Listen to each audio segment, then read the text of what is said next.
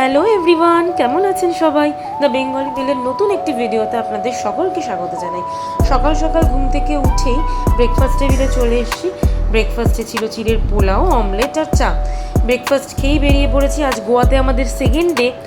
গোয়া মানেই তো বিচ, আর সব বিচ কভার করা যায় না, কিন্তু আমরা এই নর্থ গোয়ায় যেগুলো বিশেষ বিশেষ বিচ সেগুলোতেই যাব, মানে যেগুলো না দেখলে আর কি হবেই না। তো আজকে আমরা যাচ্ছি আরাম্বল বিচের দিকে। বিচে যাবার পথটায় এই একটা মন্দির পড়েছিল, খুব সুন্দর। আমরা বাইরে থেকেই দেখেছিলাম, ভেতরে আর ঢুকিনি। আর একটা জিনিস বলি, এই গোয়ার রাস্তায় আপনারা দেখবেন সামনে দেখুন প্রচুর ওই জেব্রা ক্রসিংয়ের মতো দাগ কাটা। এখানে কোথাও কোনো সিগন্যাল নেই, সমস্ত রাস্তায় বাম্পার দেওয়ার, বাম্পারগুলো ওরকম করে স্পেশাল মার্কিং করা আছে। তো কথা বলতে বলতে আমরা চলে এসেছি এখন আরাম্বল বিচে। এখানে আসার পথে প্রচুর লাল মাটি দেখতে পেয়েছি, আর বাইরেটা যেখানে আমরা স্কুটিটা রাখলাম ওখানেও দেখলেন পুরোটাই লাল মাটি। বাইরেটা লাল আর ভেতরটা দেখুন হলুদ। কি অদ্ভুত কম্বিনেশন না? চলুন এখন আমরা বিচটা কিছুটা এনজয় করি। এই বিচটা সকালে এসেছিলাম, আর সকালের দিকে খুবই ফাঁকা ছিল। আমরা যখন গেছিলাম প্রায় ওই ধরুন সকাল 11টার দিকে। শাড়ি দিয়ে পরপর যে ইনক্লাইন বেডগুলো দেখালাম তার মধ্যে দুটো আমরা নিয়েছি। এখানে একটু রিল্যাক্স করে বসে একটা ড্রিঙ্কস নিয়েছি, আর সাথে কিছু ফ্রেঞ্চ ফ্রাইস। ও বলতেই ভুলে গেছি, আরেকটা টিপস দিয়ে রাখি। গোয়ার রাস্তা এত ভালো, আর যদি সাথে স্কুটি থাকে, স্কুটি করে করে আপনারা পুরো ট্যুরটাই করেন, ওটাই সবাই করে, তো সাথে পারলে একটা রেডিও ক্যারি করবেন। আমরাও করছিলাম। তো এইখানে এখন বিচে বসে আছি, হালকা করে গান চালিয়ে দিয়েছি, একটা ড্রিঙ্কস নিয়েছি, পুরো ব্যাপারটা এনজয় করছি। আর রাস্তাতেও যখন যাচ্ছিলাম তখন গানটা চালিয়ে চালিয়ে পুরো রাস্তাটা চলেছি। সেটা একটা আলাদা রকম অনুভূতি ছিল, আপনারা করে দেখতে পারেন। আর এখন বসেছি আমি চুলে ব্রেডিং করতে। আপনারা তো জানেনই গোয়াতে অনেক বিচেই এইটা করে। সিঙ্কুরিম বিচেও ছিল পার ব্রেডিং, এরা 50 টাকা করে নেয়, কিন্তু আমি অনেকগুলো করেছিলাম, 6টা। তো 6টা করতে আমার ওই 200-250 টাকাই নিয়েছিল। তো এখন ব্রেডিং করা হয়ে গেছে। আমি ওই মহিলাটার সাথে একটু কথা বলছি, ও আমার চ্যানেলের বিষয়ে জিজ্ঞেস করছে, যেহেতু আমি ভিডিও করছিলাম। আরাম্বল বিচে বেশ অনেকটা সময় কাটিয়ে আমরা এখন চলেছি ম্যান্ড্রিম বিচের দিকে। এখন আমি রাস্তার উপর দাঁড়িয়ে আছি, ও গেছে একটা জলের বোতল আনতে। সকালটা ভালোই রোদ গরম ছিল। রাস্তার ওপরেই যে গেটটি দেখলেন এবং যেটা দিয়ে এখন নামছি, ওটাই মেন গেট বিচের এন্ট্রান্সে। তো এখন আমরা যাব বিচের কাছে। বিচে যাবার পথে এই দুধারে দেখুন প্রচুর রকম ঘাস জাতীয় গাছ, যেগুলোর অনেকগুলোই শুকিয়ে গেছে। এই জায়গাটা আবার একটু অন্যরকম না? আমি আগেই বলেছিলাম এখানে প্রত্যেকটা বিচের থেকে আলাদা। সব বিচ তো এখানে কভার করা সম্ভব নয়। যেগুলো লোকে ভীষণ যায় বা পছন্দ করে, আমরা শুধু সেগুলোতেই গেছিলাম। আপনারাও এইভাবে ট্যুরটা সাজাতে পারেন। তো যাওয়ার সময় দেখুন এরকম একটা ব্রিজ পড়বে, ব্রিজের দুপাশে একটা ছোট নদী।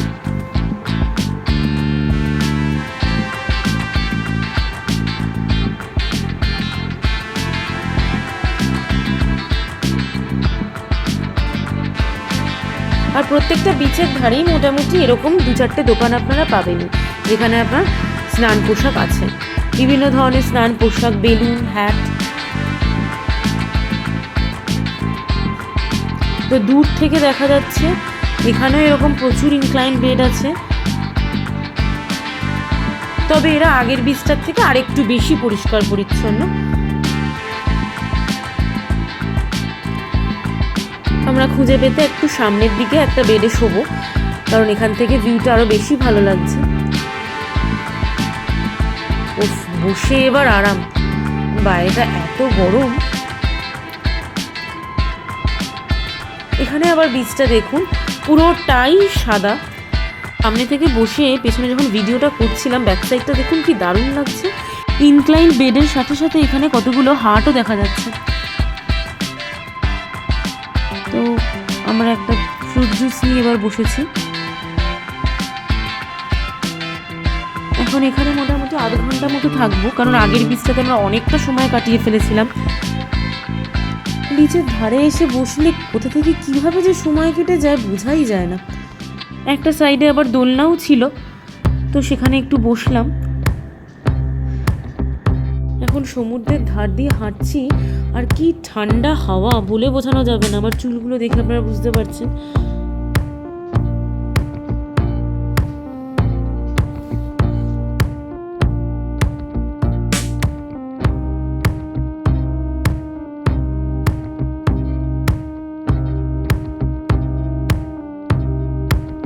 আমরা ওখান থেকে আবার বেরিয়ে পড়েছি। এখন যাচ্ছি আমরা ছাপোরা ফোর্টের দিকে।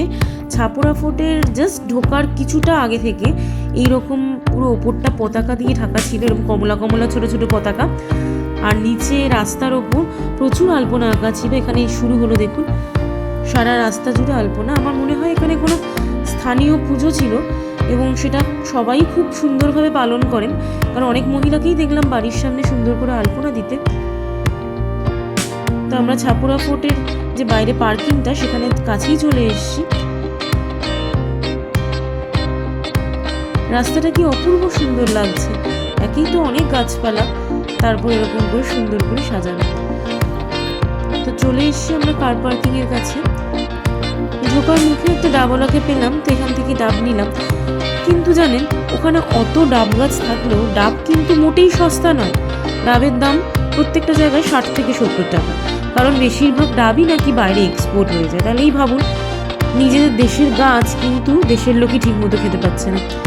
তো আমরা কথা বলতে বলতে এখন এগিয়ে যাচ্ছি ফোর্টের দিকে।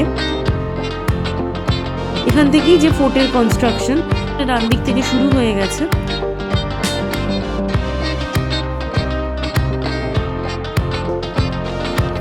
সামনে কিছুটা এগোনোর পরেই দেখুন বাঁদিকে প্রচুর স্টল বসে আছে ছাতার তলায়।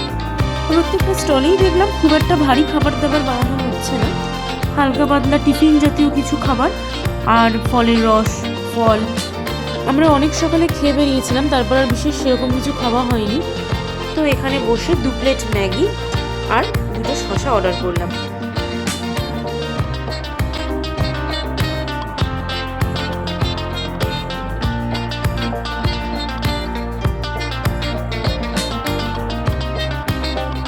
ফোর্টে ওঠার সিঁড়িটার কাছে চলে এসেছি। ঠিক সিঁড়ির মুখেই দেখুন এখানটাতে খুব চওড়া রাস্তা, আর রাস্তা কিন্তু ঝকঝক তকতক করছে। এখন আমরা ফোর্টে ওঠার জন্যই সিঁড়িগুলো দিয়ে উঠছি। তো সিঁড়িগুলো ভাঙতে ভাঙতে মনে হচ্ছে যে না, এটা বেশ অনেকটাই উঁচুতে আছে। আর ফোর্ট থেকে নামার পর লোকেরা কেন ওইখানটাতে বসে একটু রেস্ট করছিল এইবার বুঝতে পারা গেল। তো চলুন, আমরা প্রায় অলমোস্ট উপরে উঠেই এসেছি।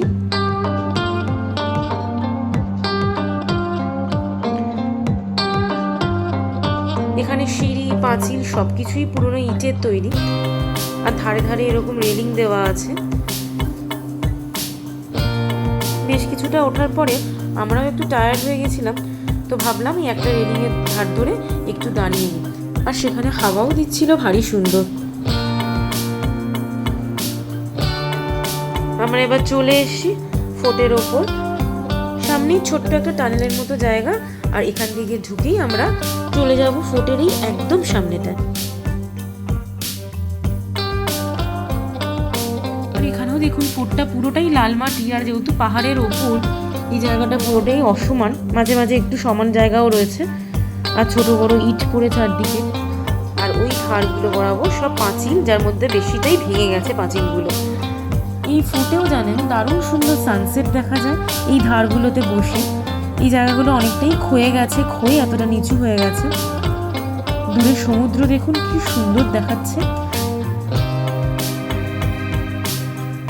সেই দূরে সাদা সাদা দেখুন, ওগুলো ফেনার মতো মনে হচ্ছে।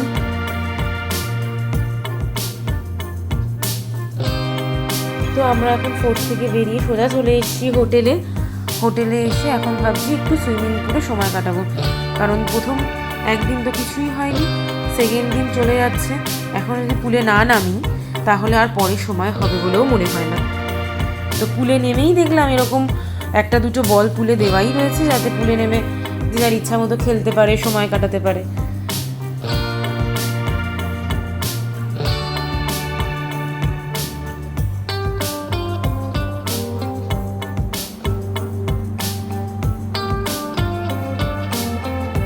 পুলের যে সাইডটাতে আমি বসে আছি সেই সাইডটাতে একদমই ডিপ নেই বললেই চলে, কিন্তু অপোজিট দিকে অনেকটাই ডিপ, ওই যেখান থেকে ও সাঁতার কাটতে কাটতে আসছে। এখন আমরা স্নান সেরে লাঞ্চ করে একটু রেস্ট নিয়ে নেবো, তারপর আপনাদের সাথে আবার দেখা হবে আমাদের সন্ধেবেলা, কারণ সন্ধেবেলা আজকে আমরা মার্কেটটা ঘুরিয়ে দেখাবো। এখন সন্ধে হয়ে গেছে, আমরা আবার বেরিয়ে পড়েছি স্কুটি নিয়ে। চারপাশের মার্কেটগুলো একবার শুধু দেখুন, হেন কোনো জিনিস নিয়ে এখানে পাওয়া যাচ্ছে না। তার মধ্যে বেশি হচ্ছে কাজুর দোকান আর হার্ড ড্রিঙ্কসের দোকান এখানে প্রচুর, কারণ এখানে অ্যালকোহল অনেকটাই সস্তা। বাচ্চাদের খেলনার দোকান থেকে শুরু করে সি বিচের ড্রেস আর বিভিন্ন ধরনের জামা কাপড়, রকমারি জিনিস। তারপর ট্যাটুর দোকানও আছে প্রচুর, প্রচুর স্যালো আছে, প্রচুর স্পা করার জায়গা আছে। এখন যেখানটাতে এলাম এখানে দেখুন অনেকগুলো গাড়ি দাঁড়িয়ে, এরা মোটামুটি north Goa to south Goa বা দুধসাগর ওয়াটারফলস, মানে যেগুলো একটু ডিস্টেন্সে, সেই ডিস্টেন্সের জন্য এই গাড়িগুলো ভাড়া করা হয়। এরকম গাড়ি স্ট্যান্ড এখানে আরও আছে, আমরা সামনে গেলেও দেখতে পাবো। এই যে দেখুন বাদিকে প্রচুর গাড়ি দাঁড়িয়ে রয়েছে, যাদের যতজন ফ্যামিলি মেম্বার সেই মতোই গাড়ির সাইজ। তবে অবশ্যই ভাড়া কিন্তু বার্গেন করে নিতে হবে। এইবারে আমরা এখন যে রোডটা দিয়ে যাচ্ছি এটা বাগা বিচ রোড। এইটা সারা বছর এরকম জমজমাট থাকার মধ্যিখানে যে দেখুন ফুল গাছটা বোগেনভিলিয়ার সুন্দর, এইখান দিয়ে ডান দিকেই ছিল আমাদের হোটেলটা। তো যেতে যেতে এখন আমরা একটা আবার চার্চও পেলাম। এখন চার্চটা সন্ধে হয়ে গেছে তাই বন্ধ। এরকম এই রাস্তায় অনেক চার্চ দেখতে পাবো। এখানে এরকম প্রচুর পাঞ্জাবি ধাবা, আর বাইরেগুলো দেখুন এরকম রং বেরঙের আলো দিয়ে সাজানো। এইখানে নর্থ গোয়ার যে ট্রু ভাইবস আমরা পাবো। যেতে যেতে আরেকটা চার্চও দেখতে পেলাম। চার্চের পাশেই আবার একটা পর্তুগিজ স্টাইলে বাড়ি। দেখুন এই সবুজ সাদা কম্বিনেশনে দারুণ সুন্দর না?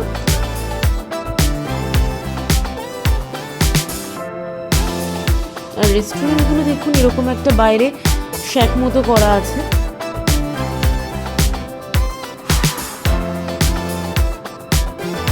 প্রত্যেকটা রেস্টুরেন্টই কিন্তু একদম অন্যরকম। তো এই জায়গাটা আমরা একদম শেষের দিকে চলে এসেছি, এটা একটু ফাঁকা ফাঁকা এই জায়গাটা। আমরা যেহেতু ক্যালাঙ্গুটেতে হোটেলে ছিলাম, ক্যালাঙ্গুটে থেকে 10-12 মিনিট আমাদের ওয়াকিং ডিস্টেন্স ছিল হোটেলের, আর বাগা আর ক্যালাঙ্গুটে অলমোস্ট কাছাকাছি। আমরা ওই জায়গাটা নিয়েছিলাম কারণ এইখানকার যে জমজমাট ব্যাপারটা, হই হই ব্যাপারটা, সেটা এনজয় করব বলে। এখন বাদিকে যে রেস্টুরেন্টটা ফেলে যাচ্ছি সেটা ভারত রেস্টুরেন্ট। এই ভারত রেস্টুরেন্টটা এখানকার বিশাল একটা রেস্টুরেন্ট।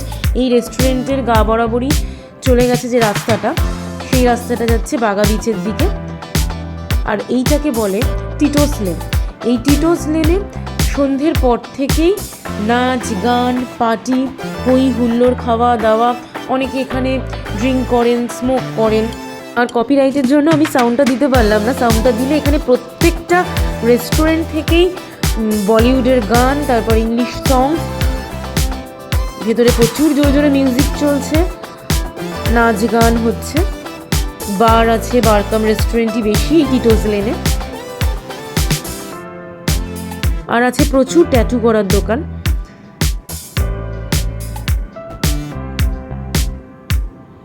তবে এখানে একটা জিনিস খুবই ভালো লাগলো, এরা পার্টি হই হুল্লোড় যাই করুক না কেন সেটা শালীনতা মেনেই। কারণ এখানে প্রত্যেকটা বার কাম রেস্টুরেন্টেই দেখছিলাম গেটের মুখে এবং 3জন করে বাউন্সার দাঁড়িয়ে রয়েছেন, তারা পুরো ব্যাপারটাকে কন্ট্রোল করছেন যে কোনো রকম যাতে বিশৃঙ্খলা সৃষ্টি না হয়। তো এই রাস্তাটা মোস্ট প্রবাবলি কিছু কাজ চলছিল মাটি খুঁড়ে পাইপের, সেই জন্য একটু জ্যাম যানজট হচ্ছিল। মাথার উপর দেখুন এরকম পতাকাগুলো কেটে লম্বা লম্বা করে সব সাজিয়ে দেওয়া।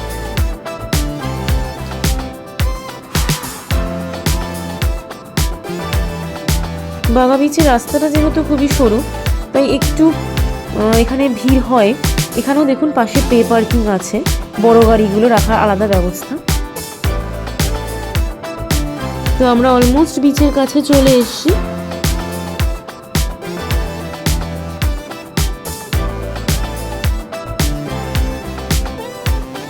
আমরা এখানে বিচে কিছুটা নিজেদের মতো করেই সময় কাটিয়েছিলাম, সেগুলো আর সবটা শেয়ার করছি না কারণ করলে ভিডিও অনেকটাই বড় হয়ে যাবে।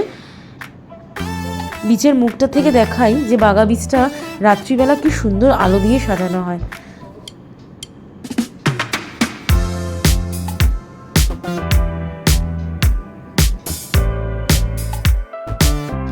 যে রেস্টুরেন্টের গা দিয়ে আমরা টিটোসলেন দিয়ে যাচ্ছিলাম বাগা বিচে, তো সেই ভারত রেস্টুরেন্টটা বাইরে থেকে দেখাচ্ছি রাস্তার ওপর থেকে। কত সুন্দর আর কি বিশাল রেস্টুরেন্ট, দেখুন এখানে এই চত্বরে এটাই সব থেকে বড় রেস্টুরেন্ট,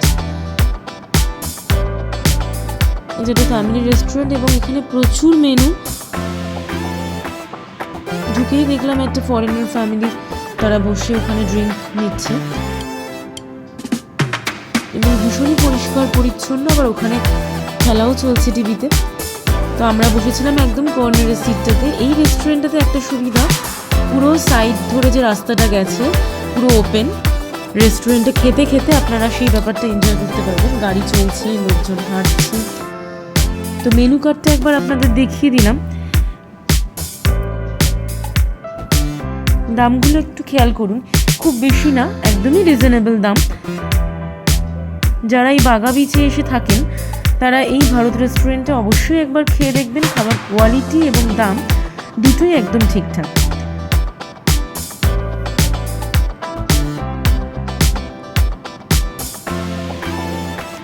আর গোয়ান থালি মোটামুটি সব রেস্টুরেন্টেই কমন। এই খাবারের মেনু কার্ডের সাথে আবার আরেকটা হার্ড ড্রিঙ্কসের মেনু কার্ডও দিয়েছে, এটা প্রত্যেকটা রেস্টুরেন্টেই এখানে দেয়। প্রথমে আমরা টিক্কা নিয়েছিলাম আর তন্দুরি, ফিশ টিক্কা আর চিকেন তন্দুরি নিয়েছিলাম, সাথে এরকম করে কুচি ওর অনেক স্যালাড দিয়েছিল।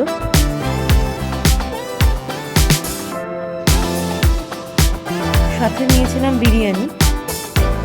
প্রথমে তো বুঝতে পারিনি খাবারের কোয়ান্টিটি কীরকম থাকবে, যেহেতু এখানে প্রথমবার ঢুকলাম। তো খাবারটা অর্ডার করার পরে বুঝেছিলাম যে অনেকটা খাবারই নিয়েছি, শেষে আমরা অনেকটাই খেতে পারিনি। গোয়ার সেকেন্ড ডে আমাদের প্রায় শেষের মুখে। আজকে ভিডিওটি আমি এখানেই শেষ করছি। ভিডিওটি কেমন লাগলো অবশ্যই কমেন্ট করে জানাবেন।